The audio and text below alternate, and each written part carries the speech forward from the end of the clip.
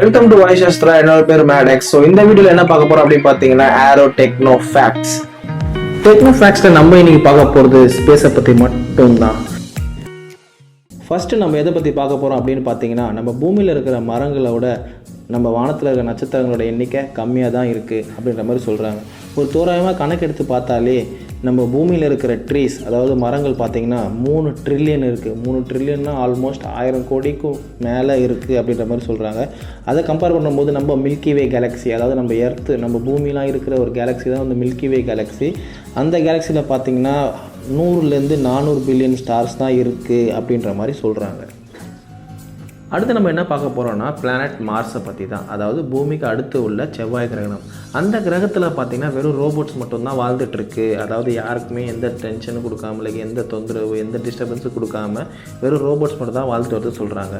So இப்போதைக்கு பார்த்திங்கன்னா நம்மளே வந்து ஒரு 5 ரோவர் சென்ட் பண்ணியிருக்கோம். அதாவது சோவர்ஜின், ஸ்பிரிட், ஆப்பர்ச்சுனிட்டி, கியூரியாசிட்டி, அப்புறம் லாஸ்ட்டாக சென்ட் பண்ண பர்செவரன்ஸ். ஸோ இந்த 5 ரோபோட்ஸ் தான் அங்கே வாழ்ந்துட்டு இருக்குது. அதனால் மார்ஸ் வந்து ஒரு ரோபோட் தங்கிறதுக்கான ஒரு இடம் தான் அப்படின்ற மாதிரி சொல்கிறாங்க. அடுத்து நம்ம பார்க்க போகிறது ஸ்பேஸ் வந்து பார்த்திங்கன்னா கம்ப்ளீட்டாக வந்து சைலண்ட்டாக தான் இருக்கும். ஏன்னா நம்மக்கிட்ட இங்கே அட்மாஸ்பியர் இருக்கிற மாதிரி ஸ்பேஸில் அட்மாஸ்பியரே கிடையாது. அங்கே பார்த்திங்கன்னா கொஞ்சோண்டு வைப்ரேஷன்ஸ், அப்புறம் சவுண்ட் வேவ்ஸ்லாம் பாஸ் பண்ணிட்டு இருக்கும். நம்ம கம்யூனிகேஷன் சேட்டலைட்ஸோட சவுண்ட் வேவ்ஸ் அந்த மாதிரி தான் பாஸ் பண்ணிகிட்டு இருக்கோம். ஸோ அதனால் ஹியூமன்ஸ்க்கு சவுண்டு கேட்குறது ரொம்ப கஷ்டமான விஷயம். அடுத்து நம்ம பார்க்க போகிறது மூணை பற்றி, அதாவது நிலா.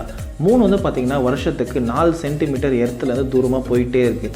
ஸோ இப்படி தூரமாக போயிட்டே இருக்குது வருஷமாக. அப்படி பார்த்தா ஒரு டைமில் ஃபுல்லாகவே வெளியே போயிடுமா, லைக் ரொம்ப தூரமாக போயிடுமா அப்படின்னு பார்த்தீங்கன்னா இல்லை.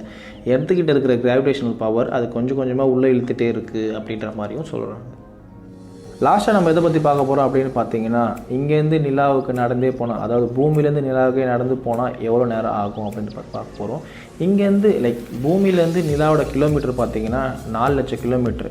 அது தோராயமாக உங்கள் ஸ்டைல்லையே நடந்து போனீங்கன்னா 83,000 ஹவர்ஸ் ஆக வாய்ப்பு இருக்குது அப்படின்னு சொல்கிறாங்க. 83 ஹவர்ஸை கேல்குலேட் பண்ணிங்கன்னா ஆல்மோஸ்ட் 9.5 இயர்ஸ் ஆகுது. ஸோ உங்களில் யாருக்காவது நிலாவுக்கு நடந்து போகணுன்னு ஆசைப்பட்டீங்கன்னா 9 வருஷம் நடக்கணும். ஸோ இந்த வீடியோவோட நம்ம இன்றைக்கி முடிச்சுக்கலாம். இன்னும் நிறைய இன்ட்ரெஸ்டிங் ஃபேக்ட்ஸோட அடுத்த வீடியோவில் பார்க்கலாம். Until then, it's bye from Madan.